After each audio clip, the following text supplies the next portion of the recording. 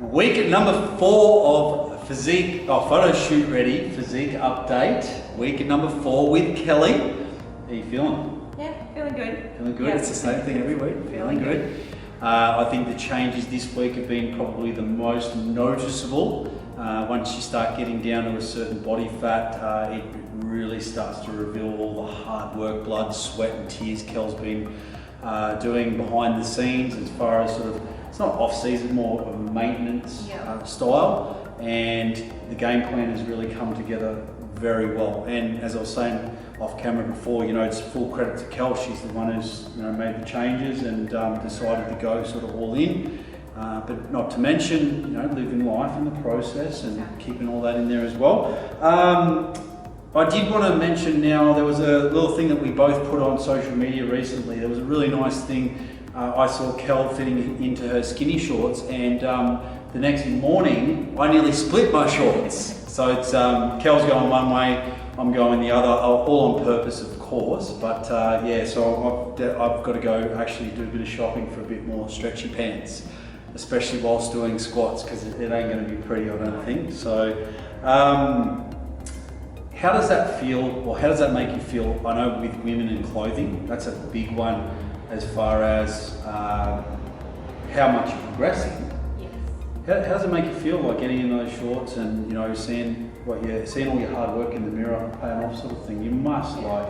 Oh, it definitely makes you feel good. Yeah. It gives you then that boost to keep going. And as we've discussed before, the number on the scale can get you down, but then once you fit in those pants, you're okay. Well, all that doesn't matter anymore, because obviously things are happening, things are changing, and I'm obviously dropping weight if clothes are fitting. And the other thing too, Kel, we do progress pics before every time we check in, and this is an accountability weekly check-in for that purpose. But we're looking at some old photos maybe a couple of weeks back, and then now these ones as far as body composition, the amount of muscle in all the right areas that you put on. So looking at that photo now, and me saying, you can't compare what you used to weigh a couple of years ago to now, but what is it? I had to double take. I was like, oh my God. So we'll share that image. It's a very, very cool one of Kel's back. So like clothing is another one too, as far as weekly stats or indicators as well. And no matter how many times Kel and I go over the whole scale side of things, it is a form of data, but there's weighing daily, there's going to be too many variables. Exactly. But we did have a high five moment plus a you're being naughty moment, jumping on the scales a little bit too much, but it's just that average trend coming down. So you're happy all round as far as? Happy, very happy with how it's all progressing. Last week or the week before, I can't remember when it was, but there was a slight stall for just a little bit of time. It wasn't a full week stall, but the weight was the same in a couple of Kel's check-ins. Now I've got Kel weighing in 3 times a week when she should be. Yeah. And I just intuitively, I knew that there was going to be, I don't know, there could have been many variables that come into the equation as to why Kel hadn't budged then, but then lo and behold, next week it all sort of started to fall off. So again, we could only be guessing. Could have been sleep, could have been stress, could have been many things. But and I've put a bit more of a better focus on water. So I'm having 2 to 3 litres a day for the last 5-6 days, which I hadn't been having that much before. And it's amazing what happens there, because the body is very tightly governed as far as the fluid retention, blood volume, you name it, and these it will do what it can to make sure it maintains an even balance. And when there is lack of fluid, the body will detect that very quickly, and you'll end up holding fluid as a survival mechanism as well. So it doesn't make sense, does it? You drink more and lose more sort of thing as well, or hold less fluid. Current stats, so technically today anyway, we're down to 58.7, so we've gone from 60.4 to 58.7, so consistently across the board, it's around 400 gram drop a week, which is very, very good considering Kel really, she was at a really good starting base, which is hard too, because you're looking at the scales, but when you're looking at that, that's a nice consistent drop, but there's been so much change in such a short period of time. So yeah, very, very happy across the board with a good average that way. We did have stats with sort of 2 weight ranges that we wanted to be within, and if we're there early, what are we going to do, Kel?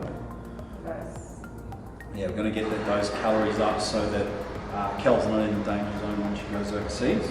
Waist down about a 65 centimetre and a half, hips 2 centimetres, and still on 1700 calories. So Kel's in a really good place that way. 5-day training split, we're sort of shifting varied rep ranges, different ways of progressing. We won't go into that too much. 2 swims, 30 minutes a week, and if Kel doesn't get the swims in, she'll replace it with some form of cardio of relatively equal intensity, and one hour cycle session on Sunday. I'll explain why we're introducing this, and 15 minutes of just on the cross trainer after training. Kel threw a spanner in the works. If you didn't listen to our last blog, is that Kel's actually participating in a triathlon pretty much the day after her photo shoot. So we need to take this into consideration as well and make sure Kel is in some sort of condition as far as performance-wise to be able to perform, even though you nailed it last weekend, by the time the event comes. Otherwise, you know, you've done it before where you just went in and didn't really train, and it took a lot longer recovery-wise too. So the best scenario possible here is that then we can start sort of feeding Kel a lot more calories to bring her up to some sort of maintenance phase and get you out of the danger zone. But 1700 calories, guys, is where a lot of people end up starting their diet or don't even get up to when they start dieting. So it's all relative to Kel. How you feeling, like, let's say, motivation-wise, mentally, energy-wise, how you feeling as a whole, being on the 1700 calories, training 5 days a week and everything like that? Yeah, no, feeling good. Like, obviously, I always get worried when check-in comes in, so I'm glad that we've increased a little bit more cardio instead of taking from my food. Yeah. Still getting hungry every now and then, but I'm replacing that with a lot more water, which seems to be working. Tiredness levels, not too bad. Yeah, like sleep a lot. Yeah. Sleep a lot, and I am definitely getting sore after sessions just because the weight increased, the volume's going up. So that's playing. Obviously, the body's getting sorer, but still nothing I can't handle. Yeah. So for men and women listening as well, you say that you get a bit of water in when you find you're hungry. And have you done anything as far as like your fibre or loading some more veg up in your food? Well, with dinners, I've just been increasing my vegetables as well. And through other meals if I can, just get more substance. Unfortunately, when you're dieting, when your body fat really starts coming down from where it likes to be, you're never going to be satisfied. There's always going to be that edge of hunger, and then you're a competitive physique, sports like bodybuilding, and that adds even to a whole different level again. And that's why it's so good now, Kel, transitioning to the photo shoot ready physique, because it's everything that you can all relate to as well, or the general person can relate to. But if Kel wanted to take things further, by no means would she not be able to take the body to that next level as well, which is great. All in all, Kel's in an amazing position with calories and cardio. We just got a lot of room to move, and not only that, the feedback that I get from Kel from check-ins, it's so important to make sure that I take all of that into consideration, because obviously working with Kel for quite some time now, we get to know each other very well, especially when it comes time to give some honest feedback sometimes when it's needed, but it's not wanting to be heard at particular times, which is the best thing, That's what I'm here for. The ripple effect, I wanted to touch on this. We talked about this earlier, or yesterday, or whenever it was the headspace or the mindset you're in at a certain period, let's say a month, 6 weeks ago, as to now. And I remember having this conversation with you as well about when you feel good within yourself, the ripple effect it has on everything else. Exactly. So can you like explain sort of how that sort of, because I see Kel back tenfold now. Oh, yeah. You know, she's buzzing and glowing and really sort of, just it's so good to see. So how is your transition now and feeling good about yourself sort of rubbed off on that way all around? Well, I think because 4-6 weeks ago I was feeling very lost and unmotivated and really down and didn't like what I saw in the mirror. So then I suppose to turn it around and be a complete opposite 4 weeks later has been just the positive mindset. I think just having a clear goal and then just enjoying what I'm doing and seeing results is making me happy as well. And then just to get those comments from my friends who just say, oh, the happy Kel's back, and it's good to see and makes me feel good about myself as well. So then that's what I mean, like it's not just aesthetics, it's the ripple effect it has on how you feel.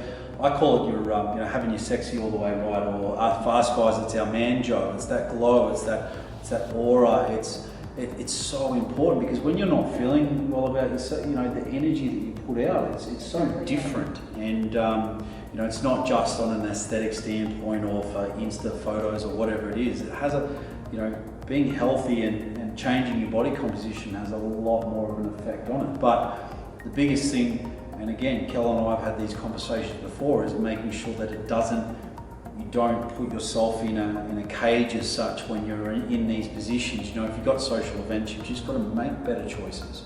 But not only that, is transitioning from when you are in the sniper focus zone to get the best out of a dieting phase to going into where you can sort of be in what we call a maintenance phase, where Kel's got more food, she can perform even better on the gym floor or whatever it may be, but she's got a little bit more freedom and flexibility to eat the chocolates that she wants or the donut or whatever it may be.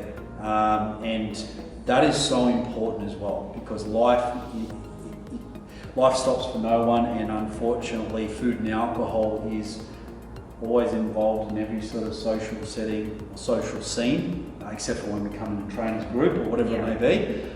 So Kel needs to be equipped and have understanding of what strategies to go into those type of things without the guilt. But more importantly is, it's all good and well saying, I want to live life and have the fun, but you've got to earn your position. And we've all done this the hard way, in which I think now why Kel is so in the zone as far as what she needs to achieve, and not only that, keep it. That's the key. So true credit to you. You've done so bloody well. You're looking amazing, and this is just the tip of the iceberg as far as what's to come in the next few weeks, especially. We haven't made too many unbelievably drastic changes. There's no secret sauce. It's pulling things back to basics, making sure that you're prepping your food, you're consistent with just all the little things, because the little things become big things over time. And that's just cool to see that, rather than us sort of like a broken record, I'll start next week or whatever it is. It's game on, and as a result, you're rewarded for your efforts. And people throw these words around about instant and delayed gratification. Instant gratification is going, I want to live life and I'm going to go have my drinks with my friends. But then, psychological and physical backlash that you get from that to, look, girlfriends, I just need to knuckle down this little bit here, and then, we're going to enjoy ourselves sort of when it gets warmer. Bang, lo and behold, you do the work, you get rewarded in the long term. You fall short or you cave in easy, you're going to pay the consequences. And not only that, I think it really takes its toll over time. The weeks add up, and it slowly creeps back on if you're not careful. So I think more than anything under this roof and under that banner is our level of understanding. It's one thing getting there, it's another being able to put those strategies in place to keep it. So game on. I watch this space with this rig. It's very exciting. It blows me away every week as far as seeing the progress. But let's see what tomorrow's check-in brings. And there's week 4. Anything else you want to add to it, Kel, as far as anything you've changed in particular this week, except for water? Anything else you know? No, it's all just been plodding along. Yeah, Yeah. still on the work. Just doing what I need Chipping to do. away. Chipping away. Yeah. Yep. Well done. Week 4, over and out.